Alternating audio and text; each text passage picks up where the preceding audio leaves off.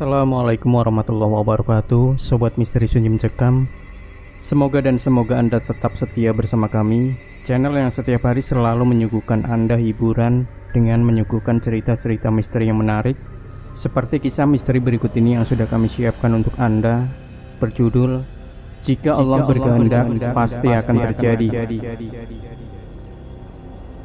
Segala macam penyakit pasti selalu ada obatnya. Karena Allah menurunkan penyakit, pasti juga menurunkan obatnya. Namun, kadang obat atau kesembuhan tersebut bisa datang dari hal-hal yang di luar pikiran kita. Sepasang suami istri yang telah lama meninggal berhasil mengobati penyakit istriku. Meski sulit diterima akal sehat, karena kini istriku sudah sembuh seperti sedia kala. Musibah demi musibah terjadi pada keluargaku yang belum genap 100 hari meninggalnya putriku karena kecelakaan lalu lintas. Kini kemalangan kembali menerpa keluargaku. Maya istriku mengalami kebutaan, dan kemudian gejala kebutaan itu memang sudah tampak sejak 1 tahun yang lalu. Dokter sudah memperingatkan agar istriku tidak bekerja terlalu keras. Dia juga tidak boleh bersedih dan menangis hingga mengeluarkan air mata. Kemudian kurang tidur, serta air mata yang sering keluar karena dapat menyebabkan saraf matanya terganggu. Aku pun mempekerjakan pembantu rumah tangga demi meringankan beban pekerjaannya di rumah. Tetapi kadang Maya bandel. Tanpa sepengetahuanku, dia sering menyapu halaman rumah dan membakar sampah, yang asapnya sering membuat matanya pedih. Satu hal yang membuat matanya semakin parah, yaitu saat meninggalnya Lina, putri tunggal kami. Sebuah minibus yang berjalan dengan kecepatan tinggi telah merenggut nyawa anakku saat dia menyeberang jalan sepulang dari perpustakaan. Peristiwa ini tentu saja membuat Maya sangat terpukul, yang sepanjang harinya tidak henti-hentinya menangis, hingga mengakibatkan air matanya kering dan akhirnya ia menjadi buta. Sebagai suami, tentu saja aku turut merasakan betapa penderitaan Maya, istriku tercinta itu. Aku berusaha kesana kemari mencari jalan agar penyakit yang diderita istriku sembuh, dan tidak ada cara lain untuk mengobati mata istriku selain dengan operasi, karena saraf matanya telah putus. Untuk itu perlu dilakukan operasi penyambungan saraf mata. Tapi maaf, biayanya cukup besar, ucap Dr. Darwin, seorang dokter ahli penyakit mata di rumah sakit swasta. Kira-kira berapa biayanya, Dok? Tanyaku. Sekitar 70-90 jutaan.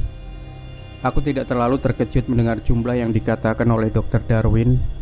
Dan yang jadi masalah bagiku, dari mana aku bisa mendapatkan uang sebanyak itu?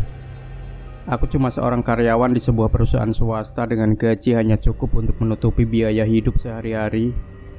Aku memang punya mobil tua yang biasa aku pakai untuk kendaraan pulang pergi bekerja, karena lokasi tempat pekerjaanku lumayan jauh. Seandainya mobil itu aku jual, lantas bagaimana nanti aku pergi ke tempat aku bekerja? Seandainya aku paksakan menjualnya, itu pun jauh dari cukup untuk membiayai operasi istriku. Aku melangkah gontai mendorong kursi roda istriku keluar dari rumah sakit. Dan kemudian selama perjalanan, aku cuma terdiam sambil sesekali melirik ke arah istriku. Kulihat Maya juga terdiam. Sepertinya dia bisa membaca perasaanku. Kembali terdengar di telingaku saat aku membawanya ke rumah sakit. Sudahlah mas, biarkanlah aku begini. Ini mungkin sudah suratan nasibku, katanya lirih saat mendengar kalau pihak rumah sakit tidak sanggup mengobati matanya. Tidak Maya, bagaimanapun aku harus mengobati matamu agar kau bisa melihat kembali. Dan ingat Maya, kita tidak boleh berputus asa. Tuhan membenci umatnya yang mudah putus asa, jawabku. Maya cuma terdiam dan kembali air mata membasahi pipinya. Aku teringat pada masa 13 tahun silam saat pertama aku bertemu dengan istriku. Dan pada saat itu, Maya hanya gadis sederhana yang pendiam itu telah meruntuhkan hatiku. Kukatakan demikian karena dari sekian banyak gadis yang kukenal dan kupacari, hanya Maya yang dapat meruntuhkan hatiku. Terlintas kembali wajah Sari, gadis cantik dan pintar, anak seorang pengusaha yang secara demonstratif mengejarku. Namun selama itu aku cuma menganggapnya tidak lebih dari sekedar teman belaka. Saat Sari menyatakan cintanya padaku, dengan halus aku menolaknya karena sikapku itu tentu saja membuat Sari jadi sakit hati. Kau terlalu sombong, Roni. Perempuan seperti apa yang kau cari? Aku ingin melihat perempuan seperti apa yang akan menjadi istrimu nanti, ucap Sari dengan nada sengit. Aku cuma terdiam dan tidak menanggapi ucapannya, dan aku sengaja tidak mau menjawabnya karena aku tidak mau dia semakin sakit hati padaku. Dan sejak itu Sari menghilang dariku. Kabarnya dia pergi ke Amerika dan menikah dengan lelaki asing. Kita sudah sampai, Pak. Suara Hasan, supirku, membuyarkan semua lamunanku, dan aku sampai terkejut dibuatnya. Cepat aku menurunkan kursi roda dan membimbing Maya untuk turun dari mobil. Di rumah rasa galauku belum juga reda, apalagi kalau aku memandang wajah istriku. Kasihan kau, Maya. Siang itu seharusnya aku pulang cepat, karena aku tahu Maya pasti menunggu aku untuk makan siang bersama.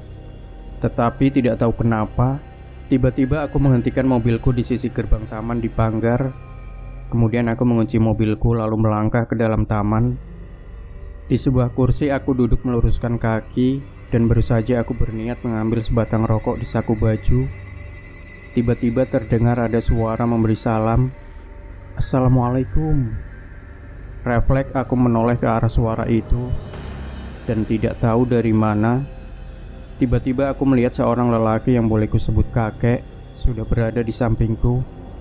Belum sempat aku menjawab salamnya, kakek itu sudah berkata lagi. Kamu kelihatannya sedang gelisah, tanya kakek itu. Kuperhatikan dengan seksama lelaki tua di hadapanku ini. Dia mengenakan celana panjang sebatas mata kaki, kemeja lengan panjang berwarna putih yang tampak kusam. Peci hitam yang dipakainya juga kelihatan sudah agak memutih. Kutaksir usia kakek itu sekitar 70-an tahun. Dari mana kakek tahu? Aku balik bertanya. Aku dapat membaca dari raut mukamu. Kalau boleh tahu, apa yang membuatmu jadi resah begitu? Istriku sedang sakit, jawabku. Kalau boleh tahu, sakit apa istrimu? Aku tidak segera menjawab. Kutatap wajah kakek itu. Dia tersenyum. Setua ini, tetapi giginya masih utuh, batinku. Tiba-tiba timbul rasa curigaku. Jangan-jangan orang ini punya maksud tertentu, batinku lagi. Aku tahu kau merasa curiga padaku, dan percayalah, aku tidak seburuk perasaan kamu. Aku hanya ingin menolong sesama, dan itu pun kalau kau tidak merasa keberatan. Aneh, kakek ini seperti tahu apa yang aku pikirkan.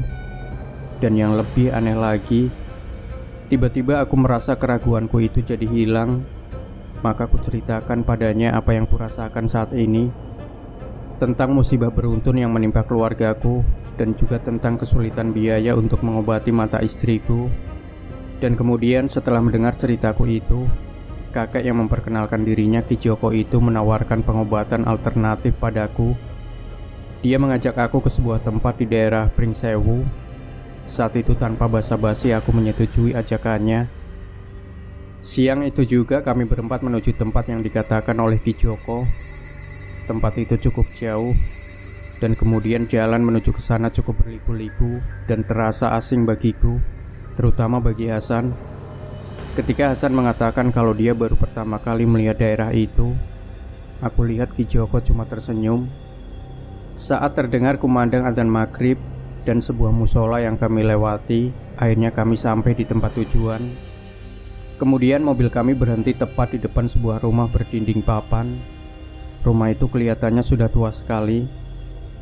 Tapi anehnya, tidak ada rumah lain di sekitar tempat itu. Atau mungkin aku yang tidak melihatnya karena suasana sudah gelap. Kedatangan kami disambut oleh seorang perempuan setengah baya yang usianya kukira tidak jauh dengan usia Ki Joko. Tetapi meskipun sudah tua, aku masih bisa melihat sisa-sisa kecantikan di wajah perempuan parubaya itu.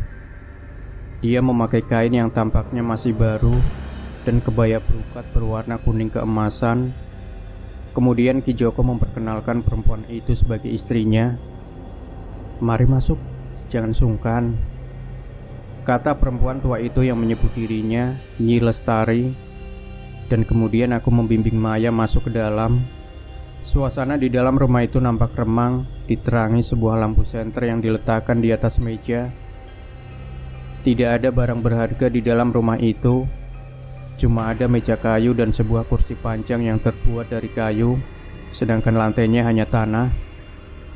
Kala aku duduk dan istriku duduk, kulihat Ki Joko berbicara pada istrinya dengan suara lirih, setengah berbisik. Dan kemudian kulihat istrinya mengangguk-angguk, seraya melihat ke arah kami berdua. Lalu dia mendekati Maya dan berkata, "Berdirilah, aku akan mengobati matamu." Aku segera membimbing Maya berdiri. Nyi Lestari lalu mengusap kedua mata istriku berulang kali. "Sekarang kamu antarkan istrimu ke belakang. Di sana ada sumur. Cucilah mata istrimu dengan air sumur itu," ujar Nyi Lestari. Aku segera membimbing Maya berjalan ke belakang rumah. Dan kemudian di sana memang ada sebuah sumur yang airnya sangat dangkal. Aku suruh Maya berjongkok.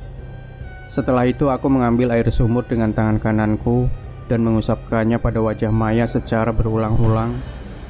Setelah selesai, kami masuk kembali ke dalam rumah. Pengobatan sudah selesai. Supaya tidak kemalaman, kalian boleh pulang sekarang. "Maaf saya tidak mengantar kalian," kata Ki Joko padaku. Sebelum pamit, kusodorkan amplop yang sudah aku persiapkan sewaktu aku berangkat ke sini pada Nyi Lestari. Tetapi perempuan itu menolaknya. "Simpan saja uang itu untuk keperluan yang lain. Di sini kami tidak memerlukan uang," ujar Nyi Lestari. Aku pun tidak berani memaksanya, meski rasanya aneh. Ada dukun yang menolak bayaran dari pasiennya. Tepat pukul 22.00 kami meninggalkan tempat itu. Dan sepanjang perjalanan pulang, aku tidak henti memikirkan apa yang baru kualami di tempat sepasang suami istri misterius itu. Aku katakan misterius karena mereka hanya tinggal berdua di tempat yang terpencil, tanpa tetangga sama sekali. Kemudian yang membuat heran, aku sama sekali tidak merasa kalau Nyi Lestari benar-benar mengobati istriku. Sebab dia tidak melakukan ritual layaknya dukun yang mengobati pasiennya. Rasa heranku semakin menjadi-jadi setelah amplop pemberianku ditolaknya. Pukul 1 dini hari kami sampai di rumah. Dan ketika hendak turun dari mobil, tiba-tiba Maya merasa sesuatu yang aneh pada matanya. Samar-samar dia bisa melihat bayangan rumahnya. Dan kemudian semakin lama pandangannya semakin jelas. "Subhanallah mas, aku bisa melihat lagi," pekiknya kegirangan. Dia berlari dan bersujud di depan pintu. Dan kemudian aku segera memburu dan memeluknya dari belakang. "Benarkah kamu sudah bisa melihat?" tanyaku setengah tidak percaya sekaligus gembira. "Iya mas, aku bisa melihat lagi," kata Maya sambil mengangguk. "Subhanallah, terima kasih ya Allah," bisikku. Kami berpelukan meluapkan rasa gembira. Dan kini suasana yang bahagia penuh kegembiraan kembali mewarnai keluargaku. Tiada hentinya kami bersyukur pada Allah Subhanahu wa Ta'ala yang telah mengembalikan kebahagiaan yang sempat hilang dalam keluarga kami. Kami juga mengucapkan terima kasih pada Ki Joko dan Nyi Lestari yang telah mengobati istriku. Besok kebetulan hari libur. Bagaimana kalau kita berkunjung ke tempat Ki Joko untuk menyampaikan kabar gembira, sekaligus mengucapkan terima kasih kepada mereka, kataku pada Maya. Keinginanku langsung disambut gembira oleh Maya. "Iya mas, bagaimanapun mereka berdua telah berjasa besar pada kita, terutama pada diriku," jawab Maya. Keesokan harinya, aku dan Maya dengan ditemani Hasan sopirku berangkat ke rumah Ki Joko. Dan dengan sengaja kami berangkat pagi-pagi sekali agar nanti pulangnya tidak kemalaman. Di tengah jalan kami mampir ke minimarket untuk membeli oleh-oleh buat Ki Joko dan istrinya. "Kamu masih ingat jalannya kan San?" tanyaku pada supirku. Hasan mengangguk pasti. Dan kemudian dia membawa mobil dengan keyakinan tinggi jika dirinya tidak salah jalan. Namun setelah beberapa waktu lamanya kami berkendara, kami dibuat bingung karena kami tidak menemukan rumah Ki Joko. "Kamu yakin tidak salah jalan, San?" tanya istriku mulai cemas. "Tidak, Bu. Saya yakin rumahnya di sini. Dan saya masih ingat betul ketika malam itu saya memarkir mobil di bawah pohon sawo ini," jawab Hasan sambil memperhatikan pohon sawo di depannya. Kami terdiam untuk beberapa lama, hanya saling pandangan dengan pikiran masing-masing.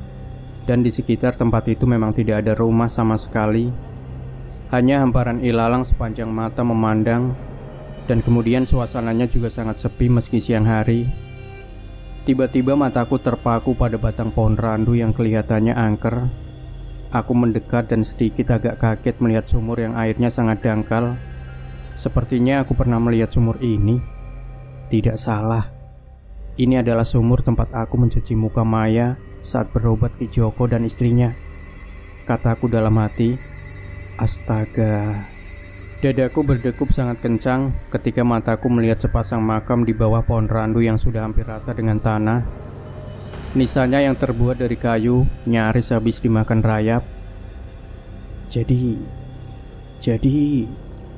tiba-tiba bulu kuduku merinding. Belum lagi reda rasa takutku, tiba-tiba aku dikejutkan oleh suara seseorang. Itu adalah makam Ki Joko dan istrinya. Kasihan, tidak ada keluarga yang mengurusnya, ujar laki-laki tua yang tiba-tiba sudah berada di depanku. "Bagaimana Anda tahu?" tanyaku keheranan. "Saya warga sekitar sini yang kebetulan tadi lewat di sini dan lihat Bapak sedang terbengong. Saya kira Bapak keluarga Ki Joko," jawabnya sambil berlalu tanpa memberi kesempatan padaku untuk bertanya lebih jauh soal Ki Joko.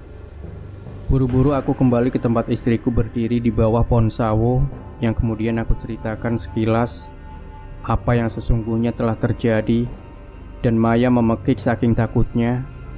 Berarti yang kami temui malam itu arwah Ki Joko dan istrinya yang mau wujud demi menolong kami. Buru-buru kami beristighfar, mohon ampun atas segala dosa kami. Sungguh ini sangat mustahil dan sulit dicerna dengan akal sehat. Tetapi saat itu aku tidak mau berpikir macam-macam. Aku ambil hikmahnya dan peristiwa yang kami alami dan mengembalikan semuanya pada Allah Subhanahu wa Ta'ala.